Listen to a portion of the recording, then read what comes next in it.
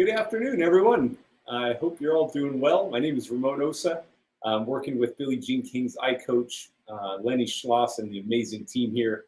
And I realized, talking to the team today, that a lot of you probably have an eye coach and it may be gathering dust, or perhaps you're using it. And if you're anything like some of our students, there's a couple of things that we might be able to help you with. So in this live training, what we're going to do is go over to the eye coach, and we're going to go through a forehand lesson that's really going to help you start to practice better so that you play better.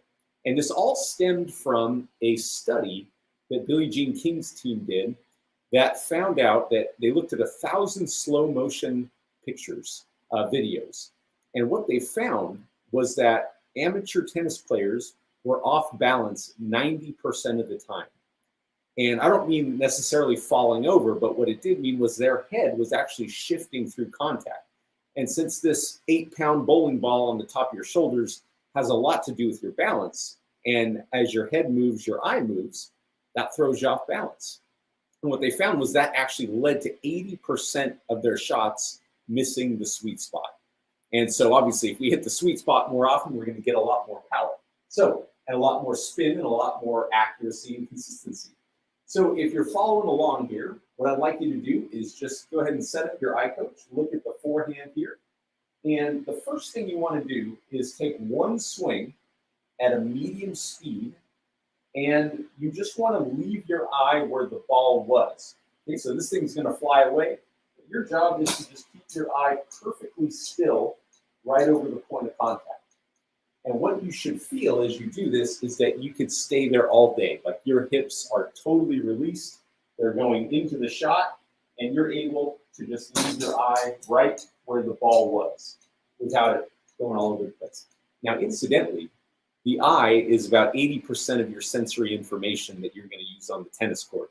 And it makes sense if your eye is moving during the point of contact, like darn near everybody, that's going to affect your ability to really focus at the time that you have control over the shot. You know, the only time we have any control is when the ball is actually on the strings. So practice this drill and just come up to the ball, take one swing, leave your eye where the ball was, and just hold your balance.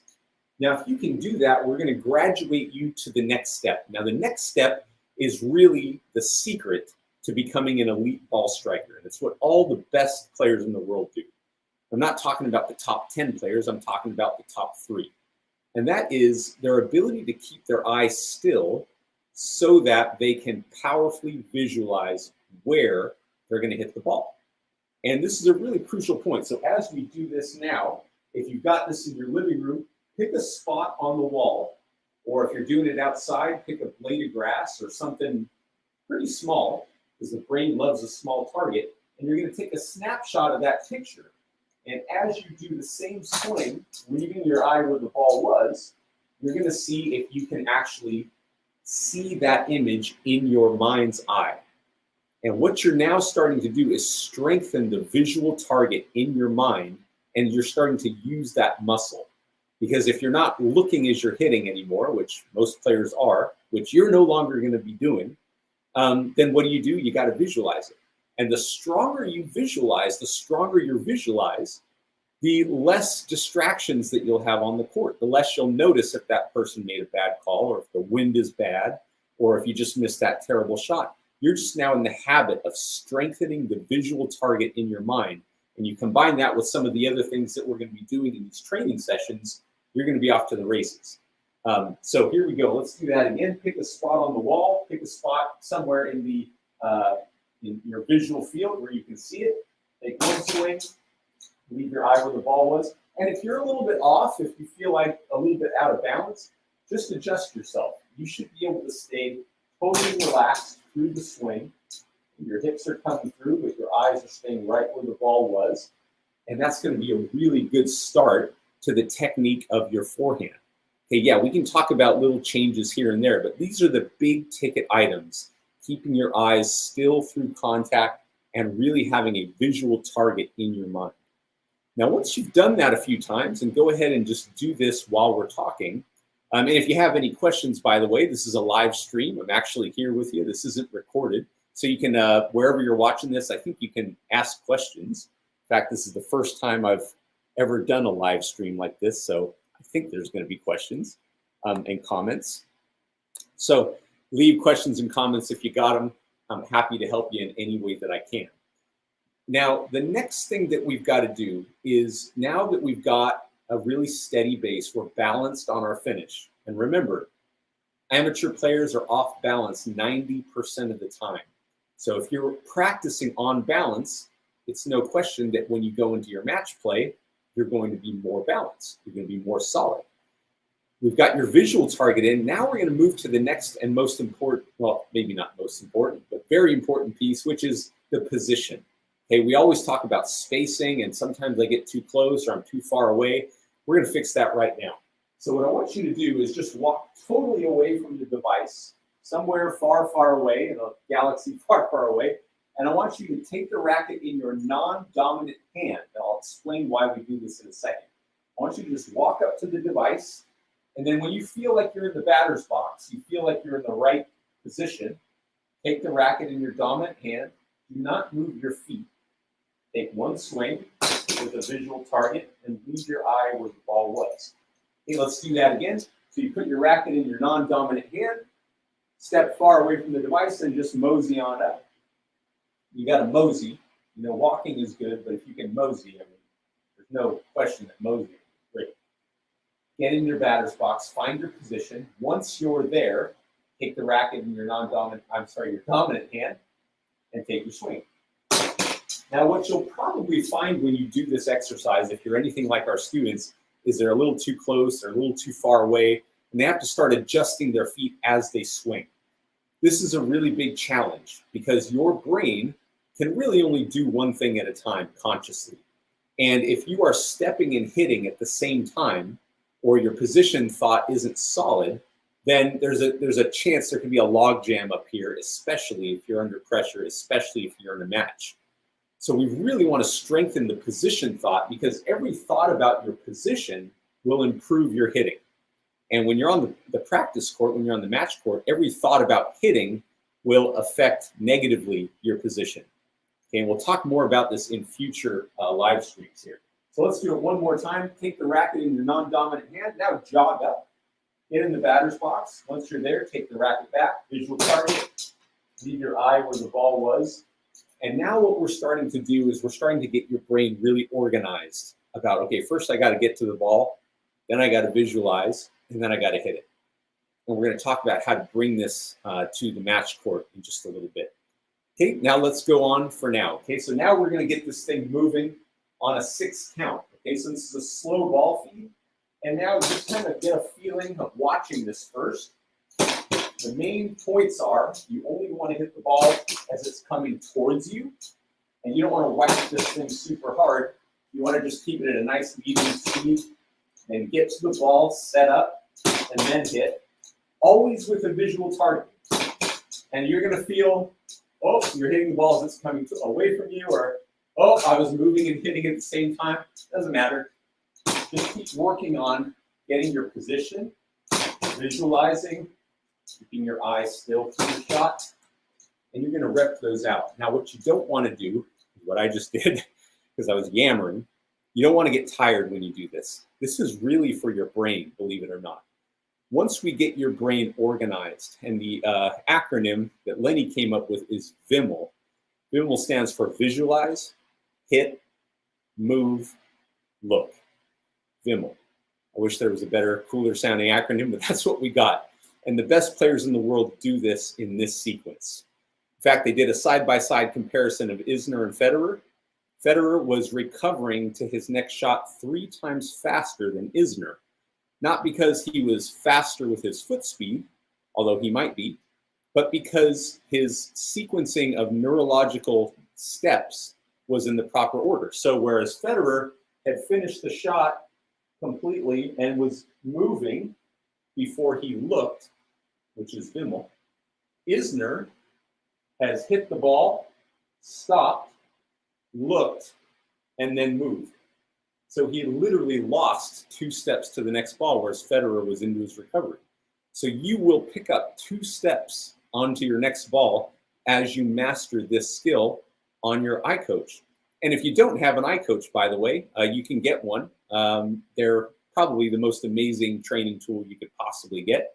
Highly recommend it. It's made a big difference for me and all of my students. Now that we've got that 6 count in, you're starting to get the rhythm. So do sets of 5 to 10. I'll show you one more time on a moving ball, always with a visual target in your mind. And if you're joining us late on this live stream, go back and watch this because we talked a lot about the visual target. So here we go. We're going to keep it moving. We're going to visualize, hit, move, and then look. Visualize, hit, move, look. This is exponentially harder to do while you're talking and doing a live stream. So hopefully you're doing a better job than me. And so there's a momentary pause as you hit the ball where your body is totally still. And once you finish that shot with your eyes where the ball was, then you move and then you look. Each time you do this, make sure you've got a visual target in your mind.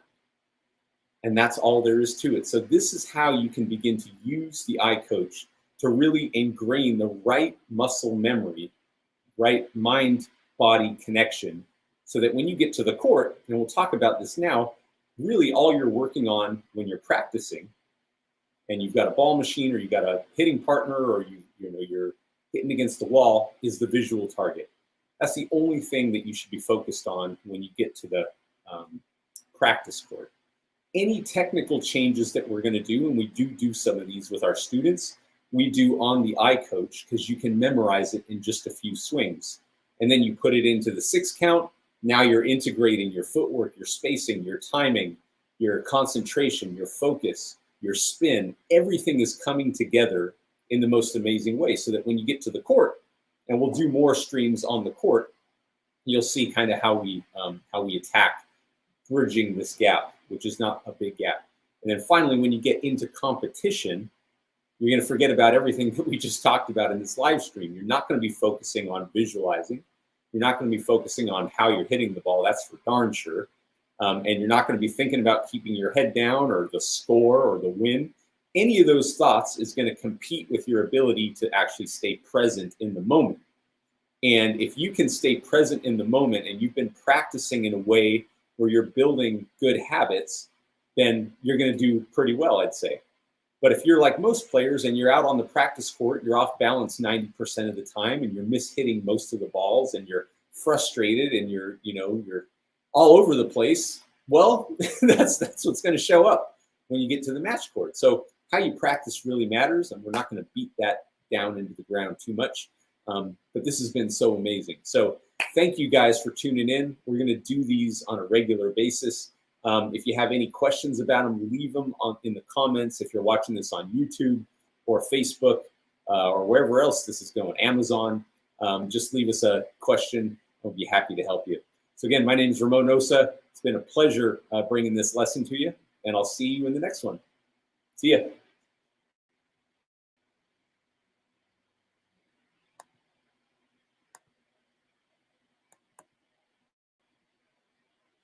Oh.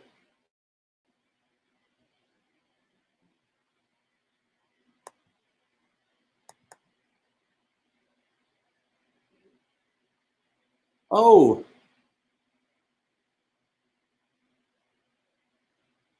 Damn it. There were 3 comments.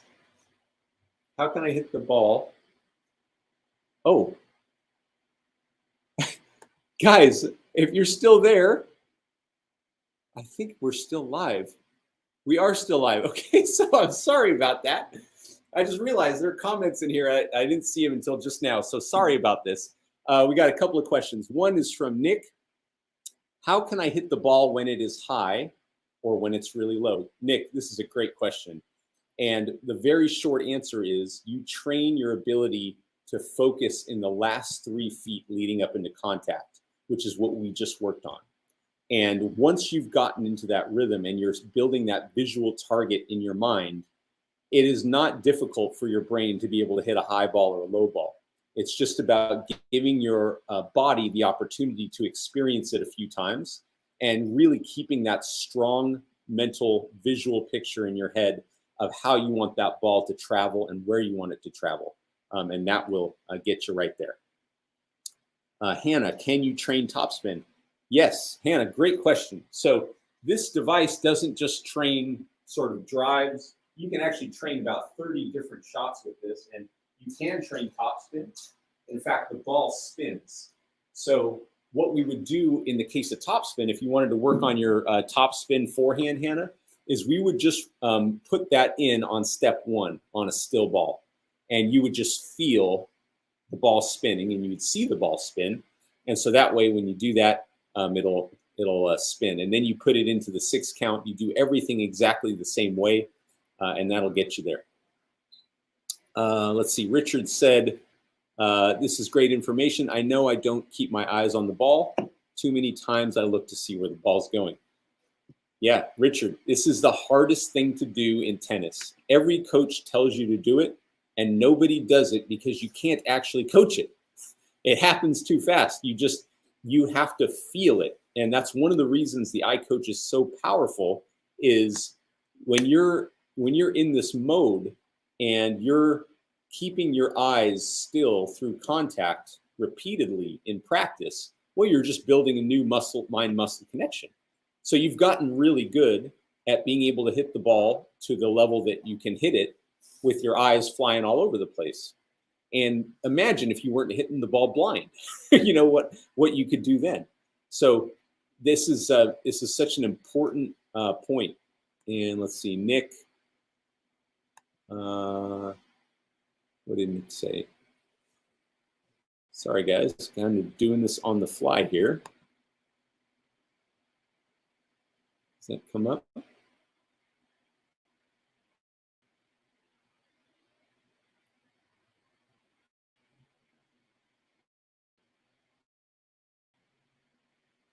So thank you guys for being patient with me here. This is all new. We're doing this for the first time. Yeah. How can I hit the ball when it's high or when it's really low? Yeah, the biggest thing, Nick, is first of all, developing really solid principle-based. It means keeping your eyes still through contact. It means feeling the finish. And then always practicing with a visual target in your mind.